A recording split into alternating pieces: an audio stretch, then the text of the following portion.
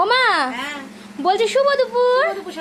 হ্যাঁ, তো দুপুর তো অনেক হয়ে গেছে, তো তুমি খেতে বসে পড়েছো? খেতে বসে পড়েছি আমি আজকে।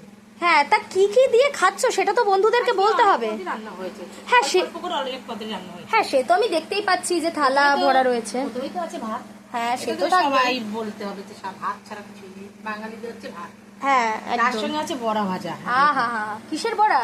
এটা হুম? 3 রকম জিনিস দিয়ে করেছি, 3-4 রকম জিনিস। কি দিয়ে? গাজর, আলু, টমেটো, এই সব দিয়ে যা সবজি ছিল সেগুলো আমি বানিয়েছি। মানে সব মিলিয়ে ঠিলিয়ে। হ্যাঁ, আর একটা তরকারি করেছি সকালবেলা, একটা তরকারি করেছি। হ্যাঁ, রুটি দিয়ে খাওয়ার জন্য একটা তরকারি করেছিলাম। হ্যাঁ। তারপরে করেছি ডাল, আচ্ছা, ডাল হয়েছে। টমেটো দিয়ে ডাল করেছি। হ্যাঁ, টমেটো দিয়ে ডাল তো থাকতেই হবে। হ্যাঁ, তার সাথে কি আছে? তার সঙ্গে আছে একটা আলুর তরকারি করেছি আজকে। ও আচ্ছা, টমেটো দিয়ে হ্যাঁ, একটু আলুর তরকারি, একটু মাখা মাখা তরকারি। আর কালকে একটু লোটে ভাত ছিল, হ্যাঁ। তাই তো এই যে লোটে ভাত।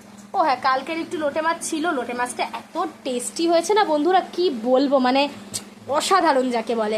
তা ঠিক আছে, তাহলে বড়া ভাজাটা দিয়ে খেয়ে বলো কেমন হয়েছে।